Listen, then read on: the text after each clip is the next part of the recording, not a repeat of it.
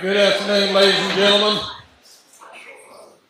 At this time, I'd like to call our workshop session to order, Monday, September the 23rd, 2024. And first, are we doing what? Okay, all right, excuse me. First item up on our workshop session is discussion regarding the Hill Country Transit District service, changes for the city and county subsidy levels, presentation by Tony Austin, Director of Rural Operations, Hill Country Transit District. Mayor and Council, I'm here simply to introduce speakers for tonight, but I did want to let you know, and I'm sure that Mr. Austin will probably provide you additional information, as well as Judge Hoyer might chime in as well regarding county action this morning and how that likely may change the contents of the presentation. With Tony Austin from Hill Country Transit District is Darrell Bertner as well, and I'll defer to them.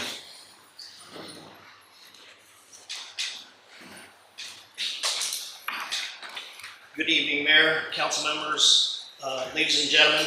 My name is Tony Austin, Director of Rural Operations. I've been with the Hill Country Transit District for about 22 years now, handling the operations of Hill Country Transit District, and it's my pleasure to present to you what Hill Country Transit District believes is going to be a great service change for the city and county of Lampasas.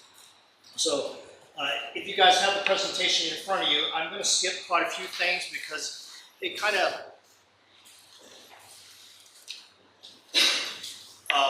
changes a few things. But what I want to show you, starting with, is what we're trying to do is create a regional transportation system that basically runs all the way across our districts. Now, our districts used to be 9 counties. We are currently undergoing a change in that we're going to go down from 9 counties down to 4 counties, and then including 5 cities that will have the Cockress Cove, Killeen, Harker Heights, Temple, and Belton. So this is an overall map showing you exactly how the district and the transportation service that we want to be able to provide. But this is just a portion of what we're looking at versus just the rural county. So this is the major heart of what we're doing, to connect everybody as a whole region, because that's really what we'd like to get to. We went to a semi-annual operators meeting down in TxDOT, and one of the things that they were talking about is what they want to create across Texas is a chance to go from one side of Texas to the other side of Texas in public transportation. Since we were getting ready to talk about changing our service plans, we decided that why don't we go ahead and change and match exactly what TxDOT is asking for. So if you look at that map, basically, if you look to the far left, that's Lampasas. And then if you look to the right lower section, that's Milan County with Cameron. And then if you look to the northern section of it, that's Gatesville, with the urban system in between. I won't go into this. I will tell you that part of the reason why we're doing this is because of the fact of there's been quite a bit of growth change throughout our district. And that's why we're kind of having to try to realign everything to prioritize how we're going to try to operate the business to make us more efficient and effective. The funds also have been changed because TxDOT has, when we asked for the realignment with the district, we asked that TxDOT ask for division of how the money will be divided out amongst some of the counties that have left, are going to possibly leave our district. So they broke it down basically into 2 sections of it, basically Bell County being the largest county in population, and then broke it down between the rest of the 3 additional counties that we have.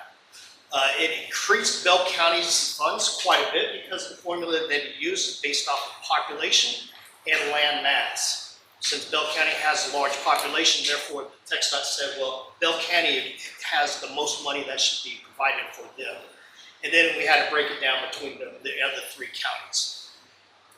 But this new service that we want to try and do is really trying to connect us all. So we got to try to figure out how to work together to make this work. And we're going to try to implement with Bell County helping some of the rural counties in this regional connector transportation that we'll have that I'll discuss a little bit later. The new service plan also increases the access and the frequency and the reliability of the transit system, and I'll explain a little bit as we get into that. We're also asking that we go to a fair. As some of you may know, we quit providing fares 2 years ago, hoping to pick up our ridership after COVID. That didn't quite, the number of ridership didn't increase enough. We still haven't reached 70% of our ridership back since pre-COVID. And that's the standard we're using right now for a measurement, is to get back to COVID standards. We haven't reached that yet. So we're going to have it because a lot of the funding is costing quite a bit more. So we're going to start implementing a fare, and I'll explain to you at the very end of this, the fare cost. Basically, what happens with Hill Country District, we used to use trips for Medicaid, the non-emergency medical transportation program, and we used to get quite a bit of funds that way to match our local money, so therefore we didn't have to come and ask for money from the counties and the cities to be able to provide the funds. So we were able to provide it free of charge based on that contract alone. Well, HHSC changed that contract. Instead of now being contracted straight with the transportation providers, they've gone through a broker system. So that broker system, of course, they take their portion of it, and of course, they put some constraints on us that cause us to have to do some more training and involve more criteria with our job. It actually increased some of our employees because we had to have staff to be able to maintain our credentialing part to make sure that we met the state standards for health and human services. Again, in that the 6-month semi-annual meeting that we went to, TxDOT even had a provider there that studied the non-emergency transportation company or non-emergency transportation brokers with the transportation providers to see how well it really is working. And in that presentation we had, that person said the best thing we should do is be able to charge non-emergency medical transportation trips the full price to those brokers. Well, for us as a transportation provider, that's a lot of money. There's no way any broker will contract with us because they only pay for us whenever the client is on board our buses. They don't pay for us if we take a person from here in Lampasas, bring them over to Temple, and they don't, the driver has to sit there for 2 hours waiting for that client to come back. Well, they don't pay for that time, so that time's on us.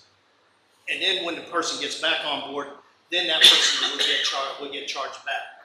But a lot of times, some of the clients don't even do that. They find that they run into some family member over there or something, and they get a ride back with that family member, and we don't find out, and we're stuck in there for another hour, and then we still have to pay for that bus to come back to Lampasas. So there's a lot of costs that's coming that we're really having to absorb from those kinds of trips. So those trips really would amount to quite a bit of hundreds of dollars, and therefore we just know there's no way that the broker would accept us saying, hey, we want to charge this amount of money for those trips. The other part of it is if we go out to a person's house, and they decided or they canceled the trip with Medicare, Medicare failed to let us know, they don't pay for us to go out to that person's house. So if we go all the way out to Lomita from Lampasas, go there, knock on the door, say, hey, we're here to pick you up, and said, no, I canceled my trip, they don't pay for that service either. So that's a lot of service that they weren't paying for us, and therefore that's why we're saying, okay, one of the things we want to do now is also stop providing service for the non-emergency medical transportation because we are no longer absorbing money into our funding, where it's now costing us more money to provide trips for this. So therefore, we're deciding that next year we're going to quit doing non-emergency medical transportation. Many transportation providers in the state of Texas have already started doing this. They were quicker on it than we were because some of the trips we were kind of making some money. They just decided we're going to get out of the business and maintain that contract. So that's part of what we're going to do. Now, for those people that are on Medicaid or Medicare, those trips will still be provided. Medicare will, or HHSC will ensure those trips are still going to be provided. It just means that Hill Country Transit District won't be providing that service anymore. So it won't be a hot bus going to it.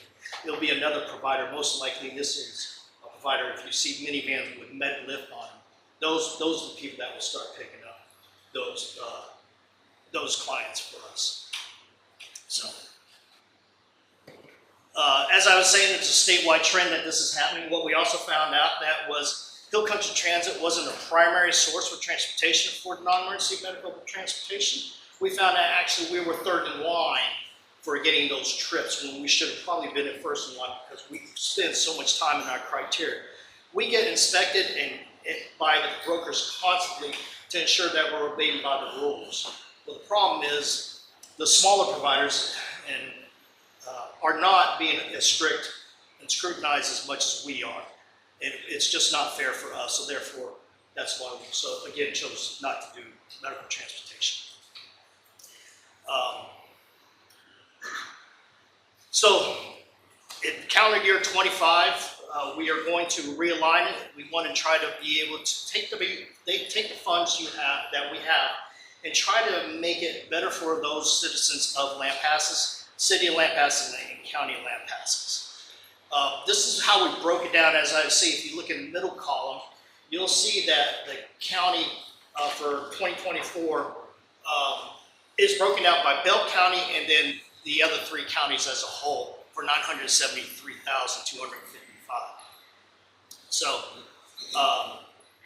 when TxDOT came in and realigned it, because they came out with their summary of how much everybody should be getting, as you can see, it dropped from $973,255 to $824,942. Now, this is not Hill Country Transit's way of doing it. It is the way TxDOT does it based off their formula of land mass and population. How we used to divide it before was based on service that needed to be provided in those counties. So therefore, that's the number. That's why we came up with the 973,000. So TxDOT is basically telling us we have to do a reduction in the three counties cost-wise and increase the money in Bell County because the population of Bell County exceeds so much that they should be able to provide the service for Bell County. So with TxDOT giving us that guidance, and that's what we're trying to lean towards there. If you also look in the blue, those are the counties that are going to go away from us. Right now, we're in the process of negotiation with them, exactly how that's going to happen. And of course, you'll see that they're not getting, as you see, their drop in funds also went down from $752,000 to $479,000. So those counties are not going to get a whole lot of money, as you can see in the lower portion of it, when you break it out for those counties. So again, this is not Hill Country Transit. This was a TxDOT analyst that came up with these figures for us. So basically, with the state and federal funds we've come up, if you look at the blue dots, that is dealing with Lampasas County. So that formula we came up with based on the population and the mass, the land mass, that Lampasas County would get up $202,881 on the federal and state apportionment to us. We have asked the county of Lampasas to provide a local contribution of $70,000. And then of course we also figure in that we're going to get approximately $13,834 on this new fare system that I'll discuss at the very end. Currently followed all the way across, you also notice that it has the counties and how many drivers. So currently you will have 3 drivers and you'll still maintain the 3 drivers that we have. Again, this is a breakdown. So if you look in the very center graph there, basically showing Lampasas, this is how we came up with the $202,881. And basically we took the county square miles from the census or from the websites, and then take the county population off the census report, and we gave it a percentage, and then with a weighted criteria between the 3 counties, and that's how we came up with the $202,881. The bottom section is what we're going to do is we're creating a regional commuter bus that's going to go from Lampasas to Copper's Cove and to Killeen. So most likely it's ending at Advent Hospital in Killeen, and it's going to turn around and come back and forth. So a portion of that, we feel that it's not just Lampasas that has to pay for it, but Bell County, because you're going into Bell County's area. So if you look at Lampasas to Bell County, we broke it down by miles, and then broke it down by percentage to the county, how much that would come. The cost of the commuter is $113,000. How we came up with that, that's the cost of a driver and a vehicle for maintaining it for 1 year on the average cost. That's where we're at. And that's based off of the TxDOT formula that we have and what they call their dashboard. So we took that $113,000 and then we divided it between the Lampasas and Bell County. So Bell County having 41% and of course Lampasas having 59% of the roadway between the two cities, or the two districts. So that's how we came up with the commuter cost. So you're not paying for a whole percent of that commuter cost because it's a shared cost going into Bell County. We are also going to stop, we're going to eliminate our school run. So it used to be, the school run was very well for us because it helped us in our ridership because we have a criteria of trying to put as many people on the bus at one time as possible. And the best way to do that was when we were doing school children. The problem now is becoming, it is harder and harder to get to your school during that school time. Parents are now lining up to an hour to an hour and a half ahead of time. And it's causing our buses to now to try to get in that line in a reasonable amount of time. So I'm actually having to shut that bus down for an hour prior to school letting out in order for us to be able to get in that line within a reasonable time to pick up the school children and then get them home and then put that bus back in the lot that we need to. So it really was cutting about 2 hours per pickup and drop off time.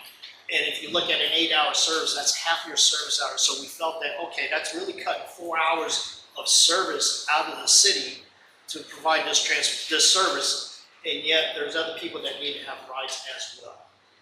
So instead of us having a bus assistant that gets in that line, we are going to stop that actual calling it the bus run, the school bus run. Not saying that we'll ever not take anybody to school. Now what will happen is, I'll talk a little bit later about microtransit. Microtransit will kick in and I'll explain how that kind of works later.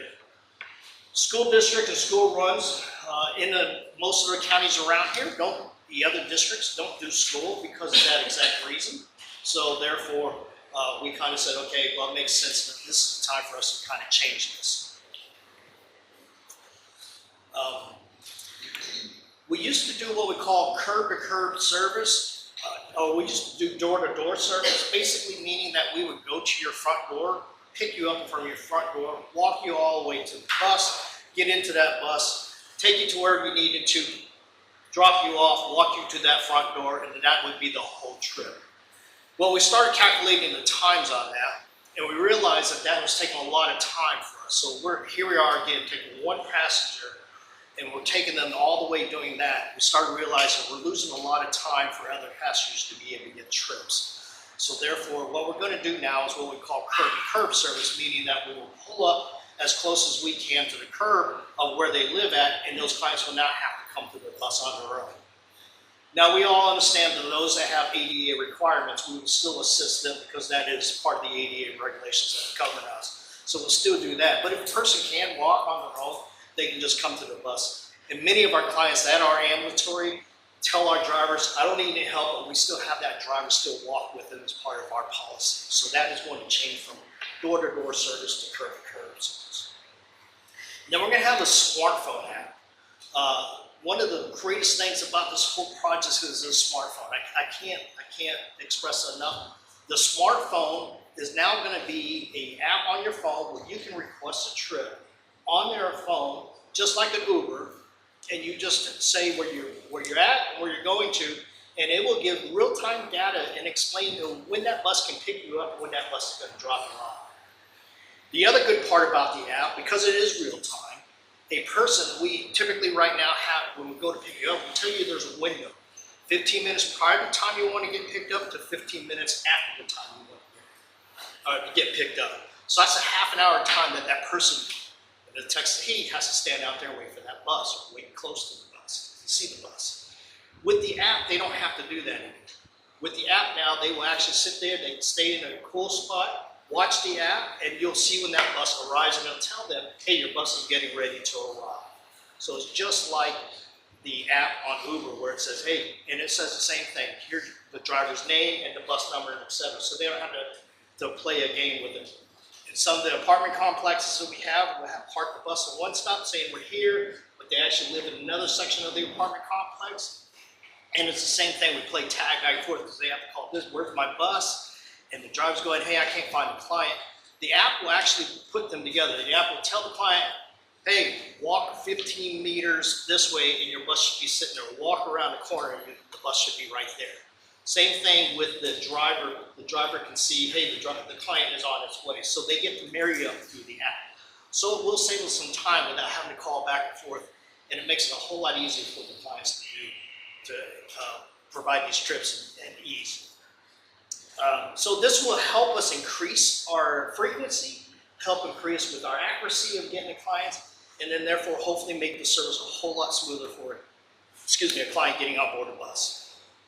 So now if a person doesn't have a phone, because we know a lot of people don't have phones, they can still call us. The only difference is now we're going to have to play the little game back and forth and try to make sure that everybody marries up properly, but it'll still work that way.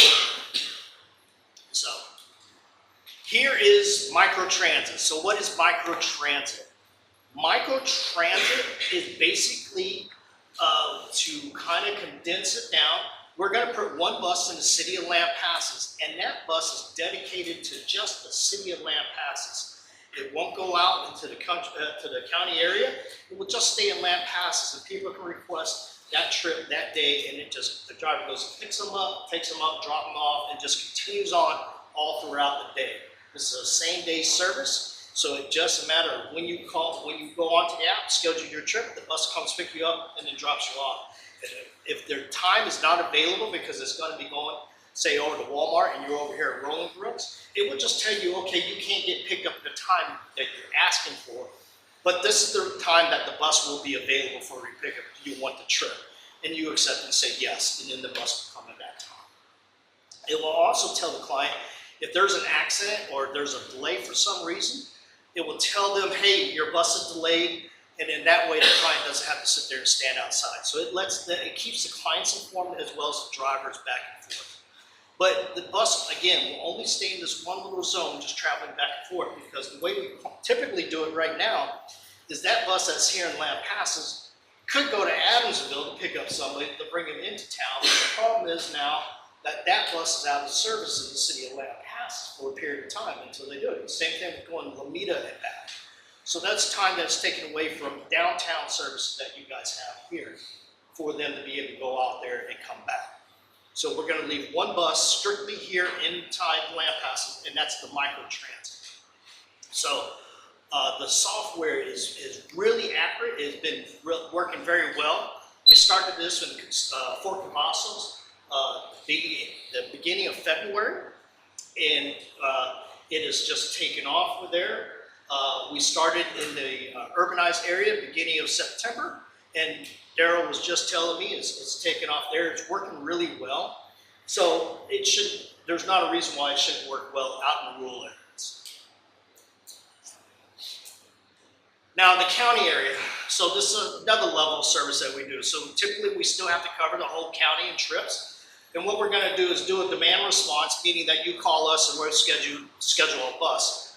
But typically we not currently use same-day service. What we want to do now is create it where you now have to call 24 hours in advance, which majority of the clients do anyways, but this way we can take a look at the bus and route that bus to pick several clients up at one time and bring them in versus going to one-on-one, back and forth, back and forth. So that way that bus can pick up this section, go in this section, pick it up, and et cetera, to bring everybody into Lampasas. The difference now is going to be that once they come into Lampasas, we're not going to drop them off in their personal area where they want to go. We're not going to drop them off at Whataburger or at Stripes or wherever they want to go. We will most likely create what we call hubs, and the hub is either going to be on the north side, most likely somewhere around Stripes or the Advent Health, and then the south side and the east side is going to be probably Walmart. So that way, this county bus just comes in and drops off people, and then they can get on the microtransit, and then that's when the microtransit can run them back and forth. What we're trying to do is create it where we have more passengers on the buses versus the one-on-ones, because those one-on-ones is what's costing us quite a bit of money. So that's what's going to happen in the rule. It'll be just basically almost the same thing. We will be able to set up what we call subscriptions. So those that are on dialysis, we can set those trips up that will come into the dialysis center. But the same thing, they'll get dropped off and they'll have to make a connecting trip in from wherever we have the hub are to the dialysis center. And the last part of this is the third level of service, and that's called the Rural Regional Commuter Service. So this bus is going to probably start at Walmart here in Lampasas, and it's going to go all the way to Copper's Cove, and we're thinking about stopping at HEB in Copper's Cove and then go to Advent Health in Colleen, because that's where the majority of our clients in this area go to. So that way we have them going on that one commuter bus. The commuter bus is not tied to the app. Well, it's sort of tied to the app, but really they don't have to schedule a trip like they have to schedule with the microtransit and the demand response. If they want to just go over to Walmart and they know the times when our bus is going to be going, they can just meet us over there at Walmart, get on that bus, and go to Copper's Cove or Colleen. We will also make stops to help out the demand response. We most likely make a stop in Kempner to pick up those people also going to Copper's Cove, and because it wouldn't make any sense to bring people from Kempner all the way back to Lampasas to pick them up and bring them all the way back to Copper's Cove. So we'll make that connection there, and then that way they'll have that trips available. But that bus is going to go there and back, and that's what it's going to do all day for an 8-hour period with a 1-hour lunch break. And that's what they'll do, go back and forth. So those people can just hop on and off on that commuter. Now, once they get in there, and say if a person wants to go to Scott and White and Temple, once we get them into the urbanized system, they will then have to ride on the urbanized buses. So those buses will then connect them to Scott and White after we drop them off at Advent. They can continue on an urban bus going all the way to Scott and White, or use their microtransit right inside that city to be able to perform the rest of their trips. So it links us all together, and it makes it so therefore we can try to be one complete regional system. Now here is the proposed fare that we're going to present. Proposed fare for microtransit is going to be $2, so that's $2 inside the city of Lampasas going wherever you want. The county trips are going to be $4 because of the cost of traveling the distance we have, and then the regional commuter is going to be $6. The fares could be cash. The bus drivers will have the ability to accept cash, but it has to be exact change. And then, of course, you can always, on this app that we have, you can put money on the app, and it's called Spare Cash, and then they can pay for their trips there. So that's what we're proposing. What is not presented to you is we are also in the process of considering and thinking about doing day passes for rural. Day passes for rural is going to be basically, if you want a one-day pass, it's going to be $15 for a one-day pass. Again, this is just proposal right now. We haven't got approval. And then for a week pass, it's going to be $50. And then a month pass, it will be $150. The advantage of that is, though, is that person can ride on any of the Hill Country Transit District or hot buses in our entire fleet. So they can ride from here, go to Colleen, and ride around all day there, and etc. So it's just a pass that they can ride wherever inside it. They can go all the way to Milam County if they feel like that, all the way to Milam County, and back.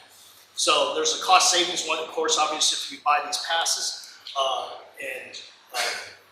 it will help some of those clients that have a repeat cost going back and forth to the Colleen, Copper's Cove, or the Temple area.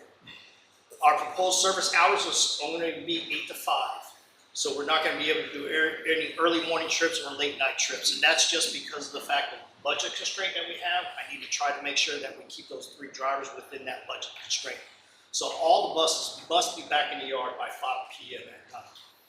We do understand there are exceptions if something happens to the bus or something happens to a person in the bus, we have delays, or obviously just construction delays that we typically have in our area. So, but as you'll see on there, the microtransit will start at 8 o'clock, and the county trips will start at 8 o'clock. The buses will start moving. But the regional transportation bus will not start moving until 8:30. That's to allow enough time to bring people from the outer areas into the Lampasas area to be able to put them on those commuter buses on those trips. And I think, yeah. So there's also, I wanted to present, there's an additional sheet that has how to use the app. It's just a self-explanatory sheet that just basically tells you download the app and it gives you instructions on how to use the app. It's really simple. Once you download the app, you just have to put your phone number and your name in and you're ready to go. And that's how simple the app is going to be. So with that, if there's any questions. Tony, how many riders do you average? What's the number on average? How many riders for our area in the past? In Lampasas, you caught me off. I don't know off the top of my head right now.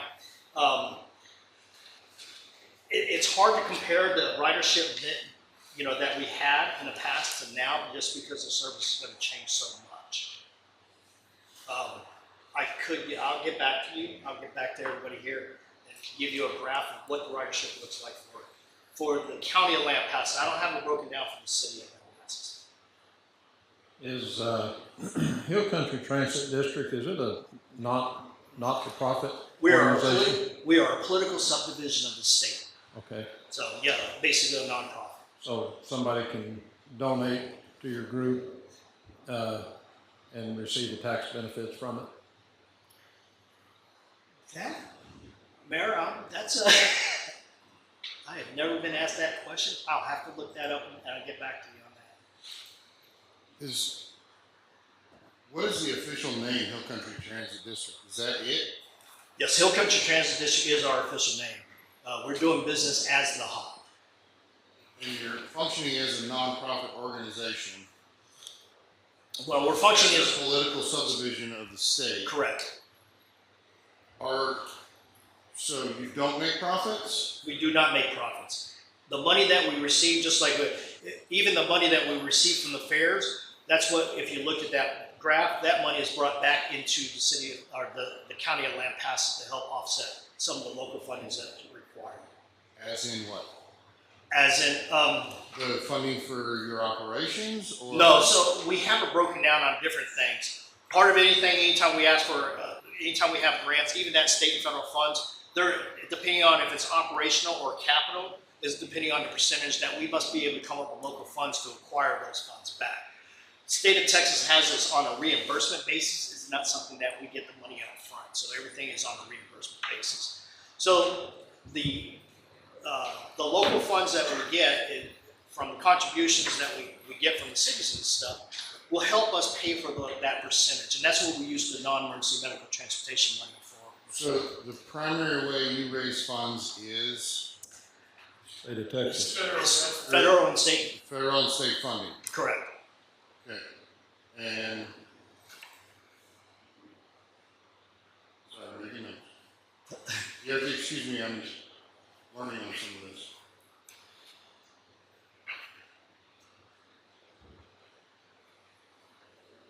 Yeah, so even the fair money that we have, the TxDOT even tells us what we can spend that fair money on. We just can't use that for operational costs, our match for operational costs. We can't even use it for our capital reimbursement costs. So that fund, so our fair is basically part of your contribution, but it still goes to our things like overhead costs that we have. We can use it for partially like paper reimbursements for supplies and et cetera like that. But outside of that, it's very limited on what we can do even with the fair. And correct me if I'm wrong, because I could be. I've been it once or twice before. The program that you're planning on implementing here in Lampasas is more of a, like you said, an Uber type. If I need your service, I request your service in lieu of I need big city stuff. This is our schedule. You figure it out. Correct. Why? Instead of having this is our set schedule, we're going to pick up at this time at this location. What's the purpose in doing something like that versus how it seems to be working in the big cities? So what you're talking about is basically what we call fixed route services, and that's where Killeen and Temple have just gone away with, because there's stipulation and rules on that. So when you have a fixed route, you have to have a set of fixed route, and then anybody outside of the fixed route, what we call a 3/4 of a mile off that fixed route is where you get your complimentary paratransit services. So they're just limited to that where that route goes, and the rest of the town does not get the benefit of the services. So in this case with Uber and the microtransit, they're allowed to be able to expand to almost the entire city of Killeen. So that's one of the big differences that we have. And that's where the curb to curb comes in. That's where the curb to curb, right? Okay. And how does Medicare factor into that? Well, that's what I said. So Medicare and Medicaid are brokered through a broker system, and they send us the trips, and then we either accept the trips or we deny the trips, basically if we can afford to provide the service. How much of that is a percentage of your business?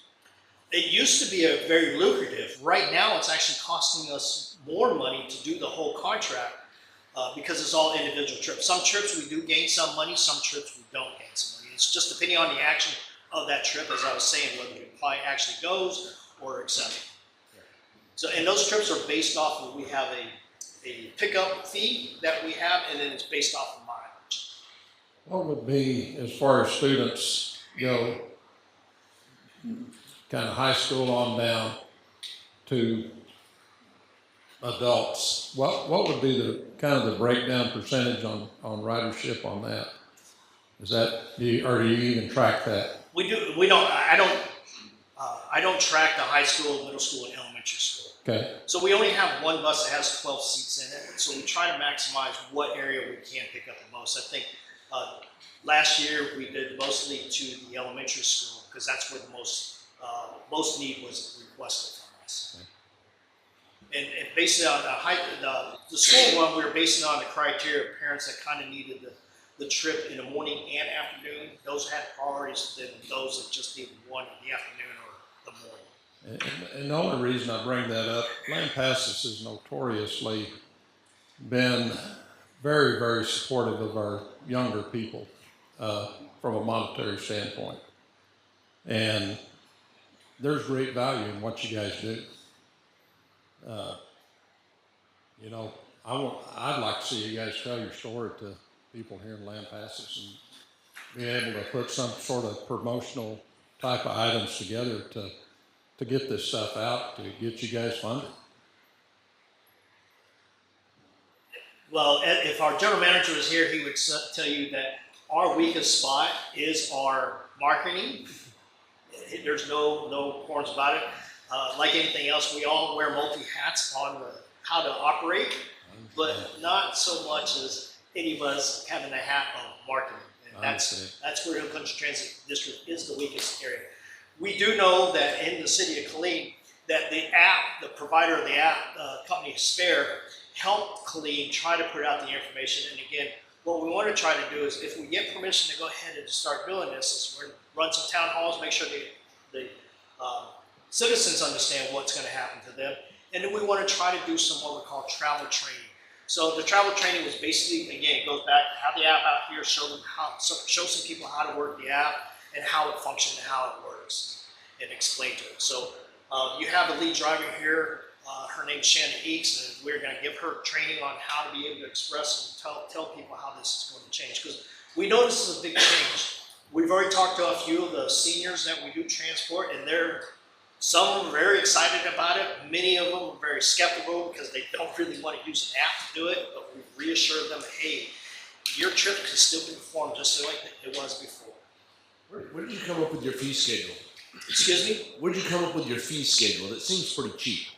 There's no way that I can get a $2 one-way trip in Lampasas from Uber. It's going to cost me $4 or $5. Okay. So where does that come? How did we come to these numbers?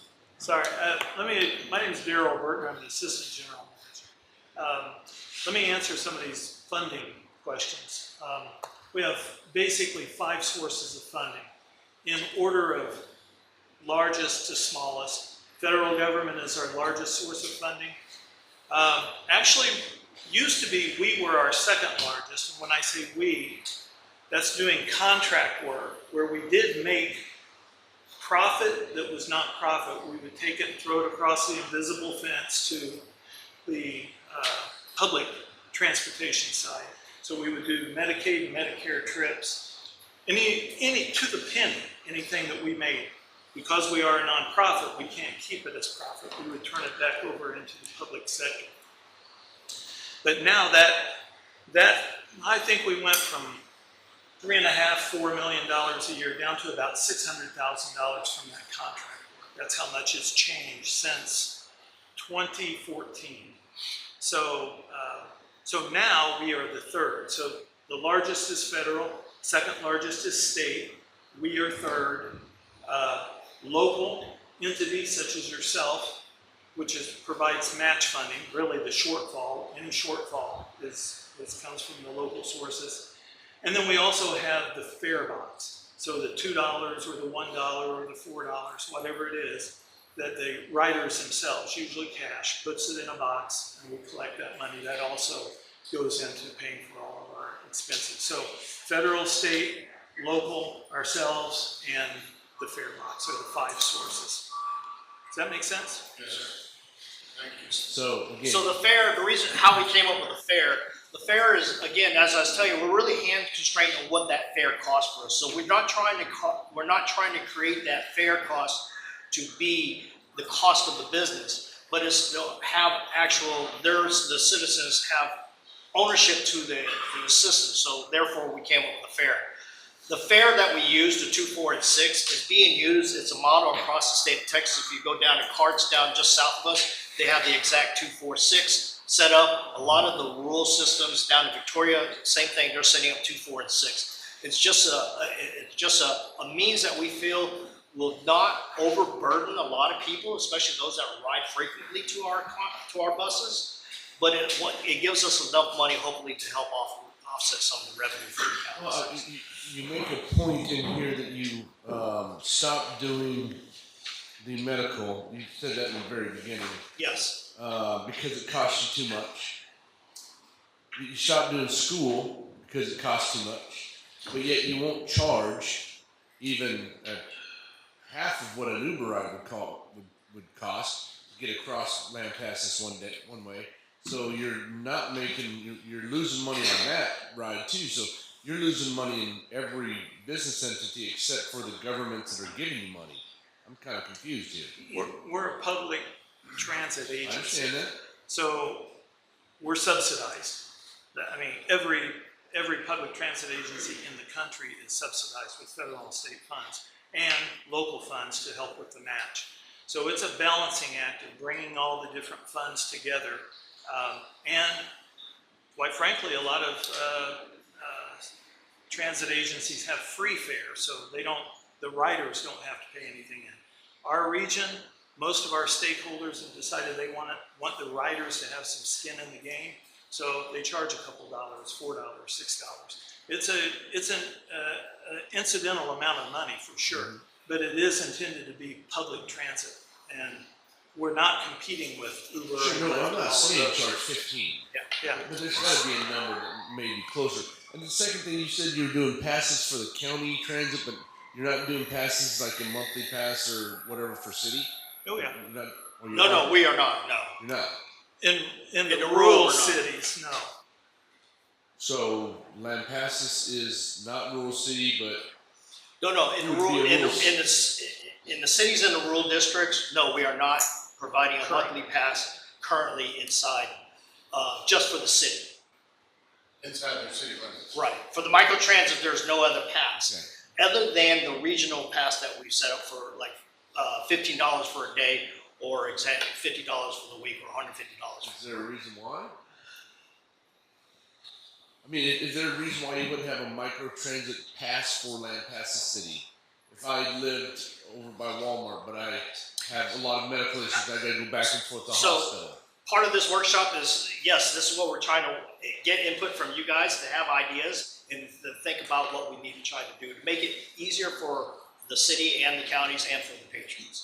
So, There is a distinction between, and I apologize for a little confusion. We have an urban division, which is funded by the federal and the state governments. And when we refer to urban, we're referring to basically Temple, Belton, Harker Heights, Killeen, and Cove, those 5 cities. Okay. We also have a rural division, made up of counties, which are funded primarily. They're also funded by federal and state money, but that federal money comes through the state, and then it gets distributed out. But so when we talk about rural, there are cities such as Lampasas out in the counties in the rural system, but it's really not part of our urban division, which is the region cities. And Councilman, when we're talking about we're losing money, it's not so much we're losing dollars as much as we're losing the fact that we can't transport when we're providing those services to the school children and to those Medicaid contracts. When we try to provide a trip to the Medicaid contract, I'm literally taking one bus that goes all the way to Killeen and sits there for about 3 to 4 hours and then comes back. That's almost a whole entire day that bus is only providing one trip. Yeah, that goes back to Councilman Prattis's question is, okay, you get that Medicare request, you take that person to whatever hospital, and then there should be that bus shouldn't obviously sit there because it's losing money. But there's got to be a trip coming back, and if you guys are putting out these commuter stations where, you know, it's going to stop at different stations, eventually that person could get back, I'm sure. Yeah, you would think, but the Medicaid contract has restraints on the time period that we must pick them up and must drop them off. So it's not like I can say you can get on You're it contracted for a full return trip. for a full return trip. Right. At a specific time. That's the other problem. And I had a question. I don't understand why y'all were making school trips in the first place. Because the district does bring kids back and forth all over the county. So the reason why we started doing the school trip actually, one of the ways we used to get funding, we call performance funding, performance criteria, and it was to be able to get as many clients in a passenger per hour. And when we had that school run would actually cause those numbers to go up high enough where we were getting more money. That's no longer been a factor because of the fact that it's just taking us too long to do that run anymore. But we used to actually have here in Lampasas, we used to have 2 buses that were running to the schools. And it would help boost those numbers up as far as passenger per mile. And that is just not being a factor. Ever since COVID, the state of Texas took that factor away from us. But I understand that you're boosting your ridership, but I don't know why the kids would be riding that when they could ride the school buses for free. Okay, so part of that is we were not competing against the school district. The school district has a rule governed by the state saying they can pick up at mommy and daddy's house, take them to school, and then bring them back to mommy and daddy's house. Well, today's society, it's changed quite a bit. Mom and dad's both work, so now they have to drop off the child over at grandma and granddad's house, but the school district isn't allowed to go pick it up at grandma and granddad's house. They must pick up at their residence where they live at.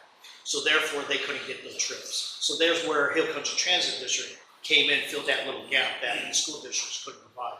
And it's the same going with daycare. So we were taking a lot of children to daycares after school that the school district, again, could not provide that service. So we were filling that little gap. Okay, now that makes sense. Thank you.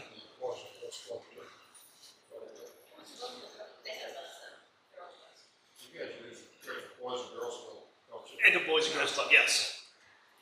We're doing Head Start and elementary school and Boys and Girls Club. You may have already answered this, but what's the what would you say the percentage is of city riders versus county riders? I don't have those. That's not numbers that we typically have, but I can't get that for you. I think historically, this is just ballpark. But when you're saying city, are you talking about the urban system? Talking about the city of Lampasas versus county of Lampasas. Yeah, We would need to get. yeah. Typically, we don't report that, but we can break that out. I'll send it to you. I was curious of how many riders you think live in the county that I guess won't be getting the service anymore, right? Because the microtransit is in the city only, right? The microchat is the city only. No, the county trips will still get the trips. They'll just have to call 24 hours in advance so we can route the bus to make it more efficient. So we're not picking up one person at a time, that we can possibly pick up several people at one time. Because that's what usually happens is we'll send a bus out to Adamsville, and sure enough, we'll get a phone call that say somebody wants, bus goes, picks up in Adamsville, come back, and then we'll get a call to go, can you pick up somebody, bring them in Lameda and come in? Well, do you need to have the trip right now? Yes. There's no way I can do it because that bus is already on its way back to Lampasas. So I lose that trip. So this way, if we do it 24 hours in advance, we can route that bus, pick up Dan's, go over to Levita, and then come back. So that will increase our ridership numbers. Do you have any vehicles besides buses? Because I can't imagine the cost of riding to Lomita once a quarter or Adamsville once a quarter, as opposed to having like a Toyota Corolla that would do the same job but be far more inexpensive. So we are currently in the process of changing the size of the vehicles we have. Again, we had these larger buses because we always wanted to make sure we had a bus available for the school, so we always had the 12 passengers. Typically, we didn't put 12 passengers on it. So here in Lampasas, you actually have a Dodge ProMaster, a 1500 Dodge ProMaster has seven passenger capability, and that's the air-side buses that we're now starting to lean towards. So as soon as the old buses start getting outdated and we get replaced, we're going to go to a smaller bus, a more efficient bus. But again, how many times do you get a call from Lomita and it's multi pickups? Probably very rare, right? I mean, No, actually in Lampasas right now, we send a bus in the morning, and we pick up, I think, 3 or 4 dialysis clients and bring them in. so it's starting to pay off then to send a bus or a multi-passenger vehicle. Okay. Oh, yeah. That is a good point. And nationwide, there's a trend going towards micro-transit, which means smaller zones and also smaller vehicles. In the 5 cities in our urban division, we're transitioning over completely to like Dodge ProMasters and Ford Transit vans, seat up to a dozen people, and that's about it, as opposed to the large buses. Yeah, cost effective. Yeah, it is. And the fact that they're micro-transit working in the zone, think of it as a Uber system, only it's a shared Uber system. Because we're public transit, we have to provide shared rides, public transit, mass transit type of system. And FTA will not help fund Uber, but if Uber subcontracts to us, they will pay us and we can subsidize that direction as well. So, which we're doing in the urban. And the difference between the urban side and the rural side also is all the rural vehicles are going to be ADA compliant. So we have to have those vehicles for the ADA. And as much as I hate to say, we're getting to where even the smaller vehicles are being too small for some of the ADA clients. Right. Any other questions? What do you think is the reason for the decline in your revenue over the last few years? Our non-emergency medical transportation is the biggest decline. What's causing that, you think? The broker system. So each year, it's like every 2 years, they always want to sit and come back and renegotiate the cost of the trips. And it's constantly been going down and down and down. As Daryl said, it used to be a multi-billion-dollar contract that we had. And now, I don't even think this year he was talking about the figures from last year at 600,000. We don't even think we're going to hit close to that this year. That system went into effect in 2014. We used to, Health and Human Services, we used to contract directly with them. That's when we were making about $3.5 million a year, which we would throw over that invisible fence to the public sector and help fund the public transportation as well. But in 2014, they went to a broker system. It really didn't affect us until about 2017 and 2018. We actually it was cutting into us so much we had to start cutting some trips in the urban division as well. And then they went from a broker system to a multi-broker system. So since 2014, making about $3.5 million to help offset our public cost, that number has declined since 2014 from around $3.5 million to this year will probably be $500,000 or less, I would say. So what is that, 14 to 24, it's 10 years. So that's the decline. So it's turned into a service that costs us more than we make. We make zero on it now. So we don't have any profit that's not profit to throw over the fence to the public sector, public transportation, because it costs us more. That's why we're backing away from all that. And why most systems in the state of Texas have already backed away from it. we've held on as long as we can, but we just can't afford to do that any longer. Is that decline, do you think, due to increase in competition, or I mean, what would, or So requirement For not s- as much? I mean, for what, some reason, the public transit districts are being held at a higher standard and a higher criteria in order for us to credential the driver. Some of the credentialing requirements for smaller entities, because they don't have as many vehicles, aren't required to meet those criteria. So therefore, they can do the trips a whole lot cheaper than we can. so their overhead is less, so they can charge less. Exactly. We have an example of that. We have to provide about 5 weeks worth of training for our drivers. I think some of the smaller systems that are often individually owned are maybe a couple days. So we're talking about a difference of models as far as companies go, and they have a smaller model competing with a larger corporate, Right, nonprofit entities such as yourself. right, Yeah, And y'all are having to deal with larger requirements. right, exactly. yeah, and It that's, sounds like you need to talk to your senator. We've done that as well. yeah, I mean, yeah, this has been an ongoing issue with HHSC. I mean, we just went to a meeting about a month and a half ago, meeting with the broker and HHSC and with us, and probably about, I would say, a good 30% of the providers through the state of Texas to explain our claims. This is where we actually found out that we are not the #1 person to be called for these trips. We are actually number 3 on the list for being called for the trips. And basically they knew we were there. We'll just send you what everybody declined to do, and then we'll give it to Hill Country Transit what they can. Or they don't have the ADA capacity, so we'll give it to Hill Country Transit District. Thank you. All right. Guys, any other questions? I just wonder if at this time, we might hear from the Judge Hoyer, if that's appropriate. Judge Hoyer?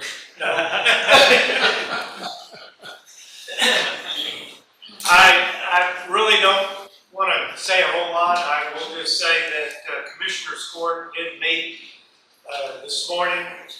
A motion was made to fund the subsidy. It died for a lack of a second. That's where the county is at right now. All right.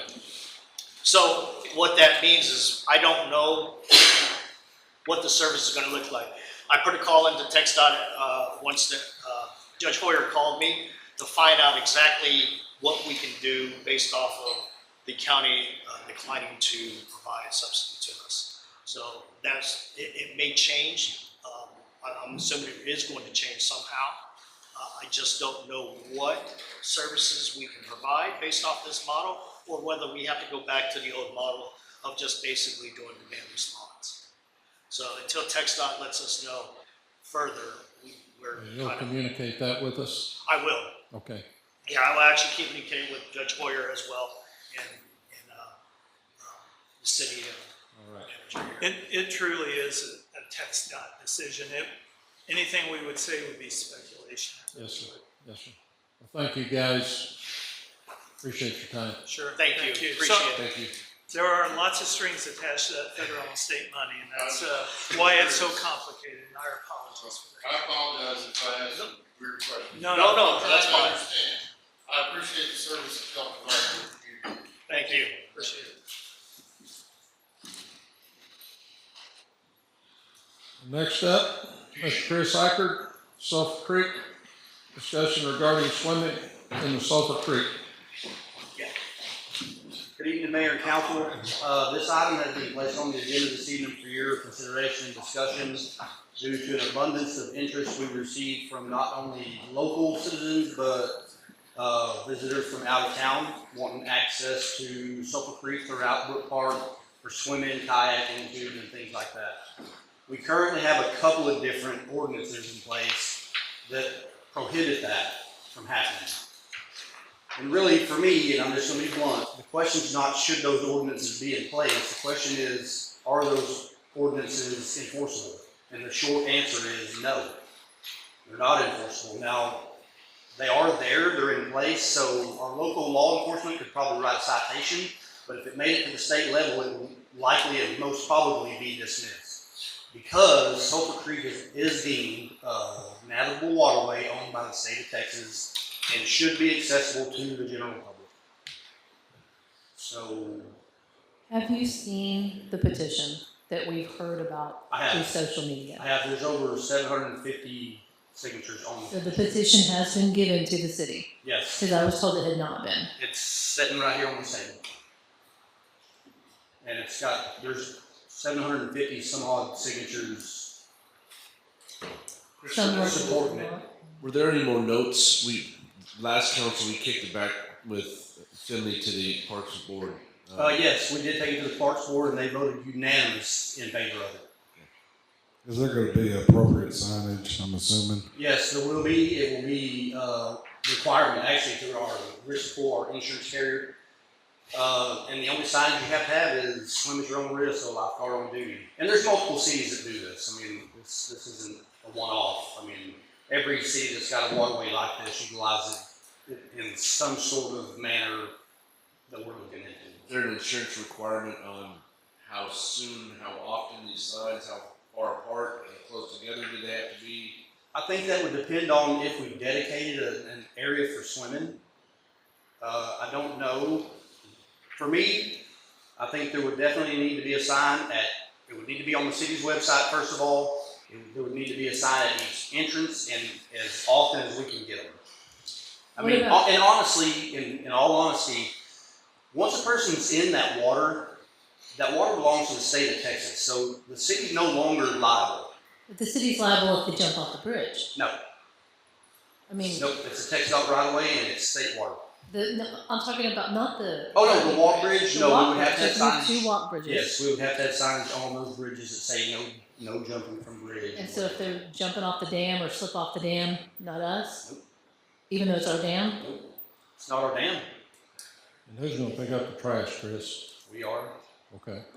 But that's what we do. And obviously no glass, no fires. That's already an ordinance, so. But I mean, we can't designate one area that, okay, you can only swim here, you can't swim No, here. you can't, because it's state water. You're running 50 signs down one side and 50 signs up the other side. I mean, that's kind That's of. what it takes, I'm getting. I was lucky, born and raised with a creek that ran right through the middle of town, just like this, and we swam in every nook and cranny, jumped off bridges and all kinds of areas that we probably should have. Thankfully, yeah. So I completely get what this group wants to do, and I just want to make sure that not so much that we're protected, but the citizens are protected from themselves and some of the decisions that Actually, what I made. I think they would be more protected because they're doing it now. Again, it's a state waterway, so they're still swimming in that creek. Yeah. They're just way off down that creek where no one can see them. Okay. Everywhere from the senior center all the way down to 4th Street Bridge and past, all the way to the Lampasas River, actually. Yeah. And where they're out of sight of everyone. And I think if they were right there in that park and there's more eyes on them, I think they're less likely to do something stupid.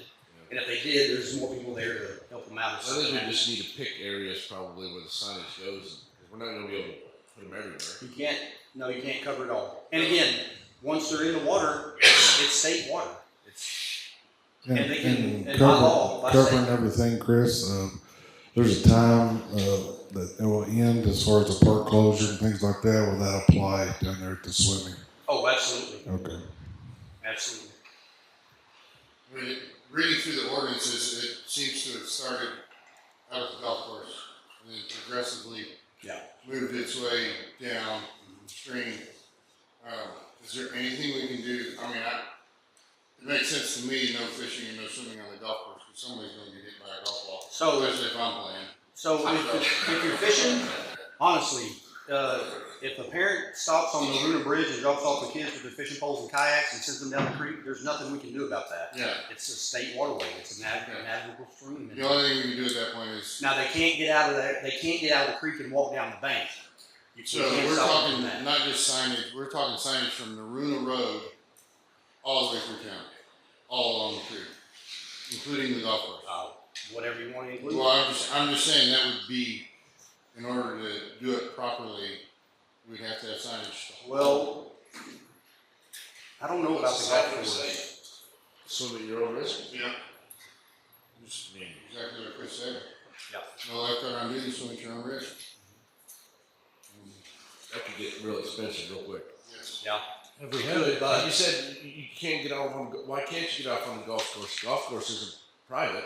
It's still city property, so No, you're a it's not, I citizen. mean, you can't just walk across number 11 and jump into the creek. I mean, you can't. You gotta pay, you have to pay to be on the golf course, so. And I think that Chris Moore will probably back me on that. No, I'm sure Chris doesn't want a whole bunch of people running across his golf course jumping Right. in Salt Creek, but I mean, it is a city property, no different than coming down here to the park, Right. running across the park and jumping. It's the same thing. No, City actually, city probably, okay, that's something I did leave out. We can restrict access in that park because we own the property. Now, having said that, if they get in on private property, they can come right through the park in the water and there's nothing you can say. If they come in on an easement, which there's multiple easements down there, TxDOT easements, and they can walk right down that TxDOT easement and get in that creek and there's nothing you can say. For me, it would make a whole lot more sense to just say, okay, Is there any studies, Chris, or anything down through umpteen jillion years of any accidents or drownings or anything like that that Yes. you could report on? I've talked to 3 different cities that allow, well, I've talked to multiple different cities, but 3 different very local cities that allow swimming, and only 2 of them have had bad accidents, and both of those places allow alcohol. That's all I'm gonna say. And what period, We do not. What cities are those? San Saba and Bandera. and what period of time was that? Was it 10-year period or Oh, 20 years or? much more than 10. Okay, and 2 accidents. Yeah. Okay.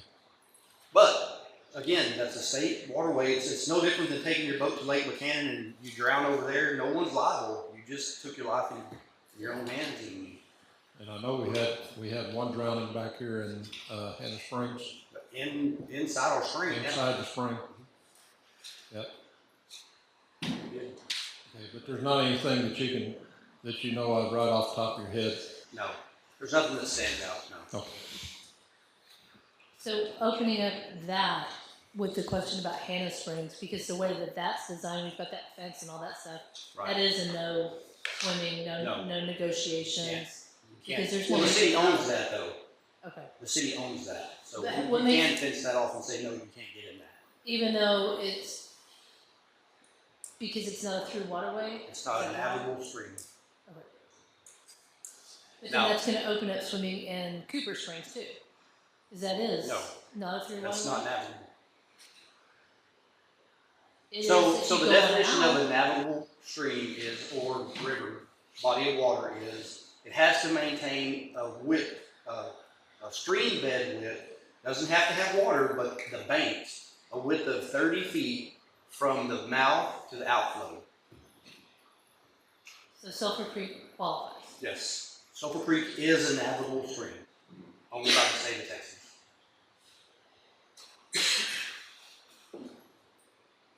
So who do you recommend we talk to about the signage? Not what it says, but how often we're at. Or Chris Colbert, TML for sure.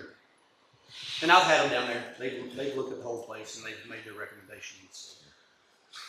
And actually, their recommendation is to dedicate one area for swimming. And again, we really don't have the right to do that. I mean, we could rope an area off and say, here's the best We area. would for prefer swimming. you swim here, but Yeah. But once you're in the water, they can do what they want. This is a question you probably can answer, but manpower and time, clean up, I'm not afraid. yeah, I mean, that's not something you can predict. No, and I don't. It's what we do anyway. We got somebody out there 7 days a week. Chief Cummins, do you mind speaking your opinion here? I guess I do. Sit back down. No, sir. Any particular direction? And just your thoughts from a police chief standpoint, and it may be different from a personal father standpoint, but yeah, anything you see as a problem? I recall being younger, it's been a number of years, but there was swimming there in the creek. And particularly on the weekends, you go by, some days 75, 50 people, give or take down there in that area. And I don't remember any particular problems other than you just had a number of people coming and going from the area. There's going to be an opportunity for some cultural service. Just anything you can think of anywhere else in person. So no, off the top of my head, I don't have a particular issue with it, nor does anybody in my department. It's pressing so with it right now, but I do think that there'll be opportunity for some services just because of the number of people. Okay. One thing off the top of my head, I can't think of is we have a number of people. They have a need for restaurant services often. And I don't know how that might affect the businesses in that general area, how they might feel about that. Just being a reasonable person. That's the only thing I can think of is Chris was giving his presentation. We might have any issues with that. Okay. Thank you, Chief. And Chris, we did discuss Hannah, but we didn't discuss Hancock and the bathhouse. Right. Because that is a historical area and, Right. you know, kids are just going around there jumping off those. And anytime you're jumping off a wall, I mean, you're setting yourself up. I mean, how would you restrict that? Because that is separated from the flow through. It's already restricted. It's got a fence and a rock wall around it. Do they make it over it? Yes. We have our signage up on it. We've got the gate locked. The city does own that too, so you don't have to allow access to that. It's something that the council just has to consider. Right? So how would that go in? We own that, so the council can set rules there. It's not navigable either. No, correct. Our headache now is just the signage. Yes. And we do have this as an action item on And the if, agenda. and if anybody's listening, give us some time to get the signs up first. Don't just go jump in there tomorrow. Yeah. Or this weekend. Give us some time, please. After the meeting. Any other questions? In consultation with TML, have they given any direction as far as liability or anything? I mean, just basically what he said that because it's a navigable waterway owned by the state of Texas. Yeah.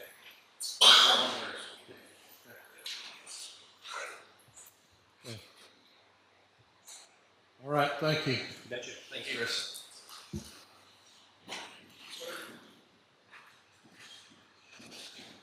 And right now, we need a motion to adjourn the workshop session. So moved. Second.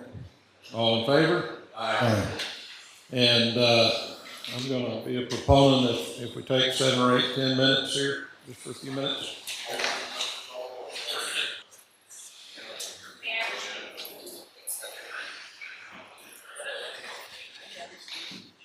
Good afternoon again, ladies and gentlemen. At this time, we'll call a regular session to order. We'll ask Chief if you all rise. Let us pray. Dear Heavenly Father, we couldn't be more grateful to be in this nice community, in this nice facility, and surrounded by a bunch of great people. We just ask that you be with us tonight so some good decisions can be made. We appreciate all that you do for us. We didn't get a lot of rain last night and today, but we appreciate every drop. We ask that you will watch over us in safety until we can meet again. And as always, in Jesus' name, amen. Join me in the pledges. Pledge Allegiance to the flag of the United States of America and to the republic for which it stands, one nation, under God, indivisible, with liberty and justice for all. I honor the Texas flag. I pledge allegiance to the United States, one state, under God, one and indivisible.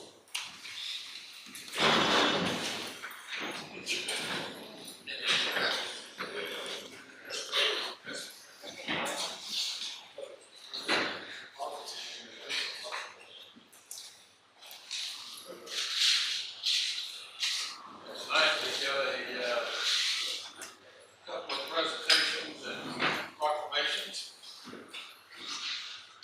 First one up, we want to honor Mr. Morua. He'll come up to the front for his 20 years in the city of Lampasas and extend his gratitude to you for your service.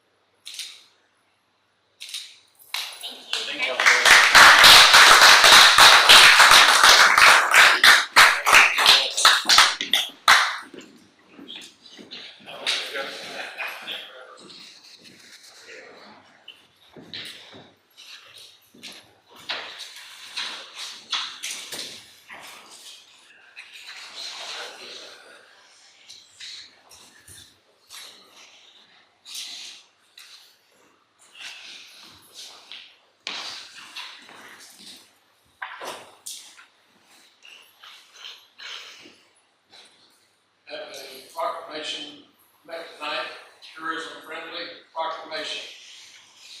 Whereas the city of Lampasas has long been renowned for its rich history, vibrant culture, and unique attractions that draw visitors to our community.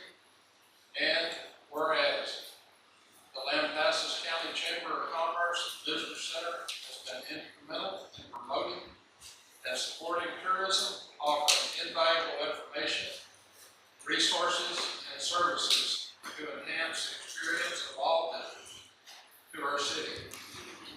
And whereas it is with great pride and excitement that we announce the city of Lampasas has been designated as a tourism-friendly of the state of Texas, recognizing our city has outstanding qualities and contributions to tourism, and whereas this sustained designation reflects our commitment to providing exceptional experience, preserving our heritage, and fostering a welcoming environment for all who come and explore our city.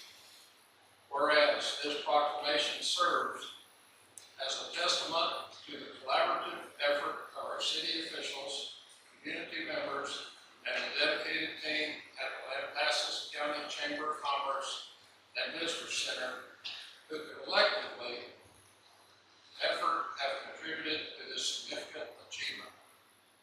Now, therefore, I, Herb Pierce, Mayor of the City of Lampasas, in recognition of this distinguished honor and celebration of our collective success, do hereby proclaim Lampasas, Texas, as a tourism-friendly city. I encourage all residents and visitors to join in the celebration of this remarkable milestone and to continue to support our vibrant community and thriving tourism sector. In witness, therefore, I have set my hand to cause this great seal of the city of Lampasas, who we have fixed the 23rd day of September of 2024.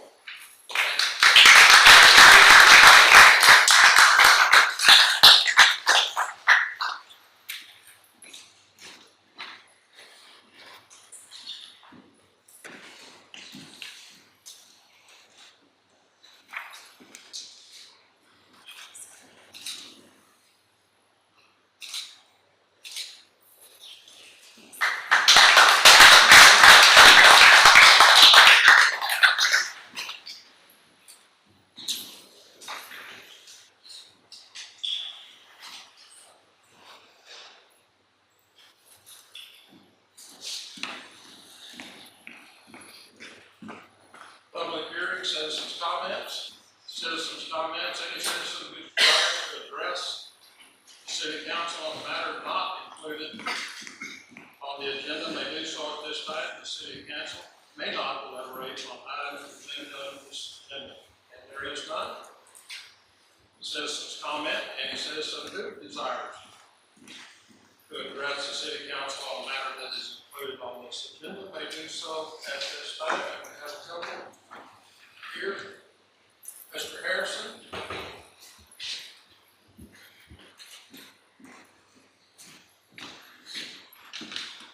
Mayor, council, how are y'all this evening? Yeah. I wanted to talk just briefly on upcoming things that y'all have on 7.5 to 711, which are the board appointments. 7.5 to 710 specifically are advisory boards. 711, which is the EDC, is not. That is a board that manages, tax revenue budget of excess of 7 digits. They oversee real property. They manage contracts and do, economic development, 380 agreements. There's a lot of stuff there. So I'm trying to differentiate between an advisory board and the EDC, which is a pretty big deal. And I know historically on getting members in to join these boards is hard.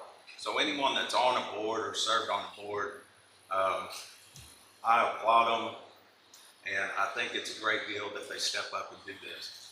But with that as well, I think there's a time deal. When you sit on a board, sit on a lot of these boards, I think you miss out on a lot of getting new people, new ideas, new insight, get a little diversity on there.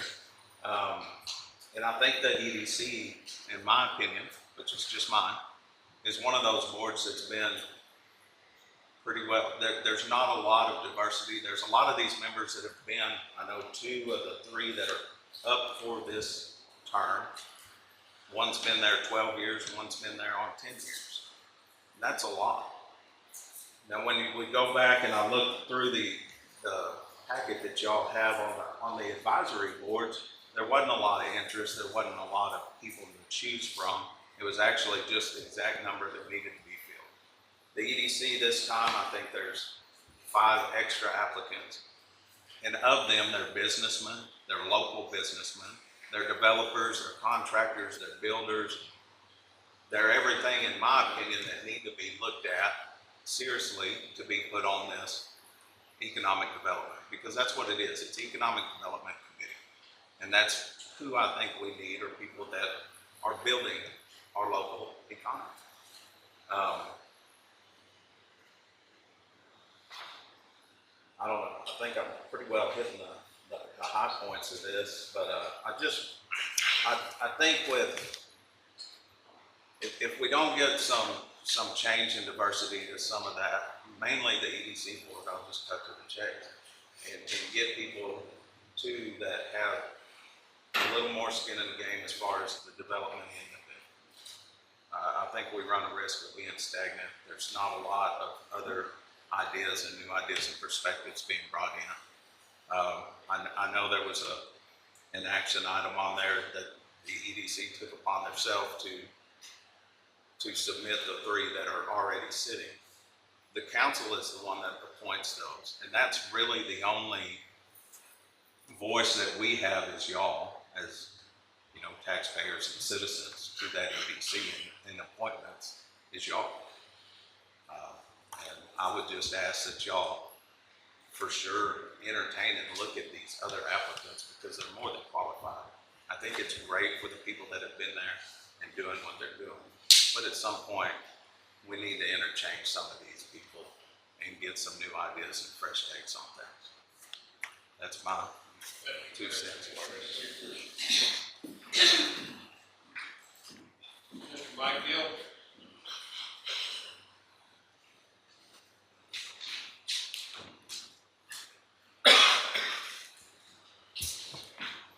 Good evening, Mayor Pierce, City Council members, and staff. My name is Lieutenant Colonel retired Michael Gill, and my family and I have called Lampasas County home since 2011 when I was assigned to Fort Hood and now Fort Cavazos. I've come here tonight to address you in regards to the deliberations and possible appointments of individuals that have applied to fill a large number of seats on the multitude of advisory boards that serve the city. As you know, these boards are a key component of city government and serve to guide and inform this body to make decisions that shape plans and policy for the city now and into the future. The individuals currently sitting on these boards come from varied backgrounds and expertise, all with willingness to serve for the greater good of the community. And those new individuals we just addressed who have applied are ready to step up and assume these important roles as well, given the opportunity. I myself have applied to the Lampasas Economic Development Corporation Board, which is one that I confuse serve on as not actually living in the city, which at this time has 3 available seats to be filled. There are 5 new individuals, including myself, that applied for the LEDC board, as well as the 3 incumbents. All are capable, all with varied backgrounds and skill sets and a desire to serve. However, last week at the LEDC board meeting, the motion was passed without reviewing the pool of candidates that had submitted applications to the city for those 3 seats. To submit to the City Council tonight a recommendation and names of those 3 currently serving incumbents to continue for an additional term. You have in your packets tonight our applications, our resumes, and requested information from the city that articulated some of the goals each individual, if appointed to serve, would have. While the LEDC board chose not to review our information as applicants, it is ultimately your decision who sits on this board. If you choose this evening to deliberate and appoint board members to LEDC, please do so with all the information and merits of each applicant in hand when you make your decision. Thank you for your time and consideration. Thank you, Mike.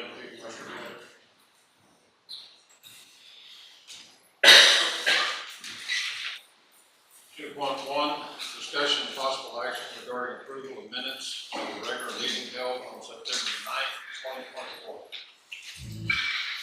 And then seeing changes, recommend approval. Second. All in favor? Aye.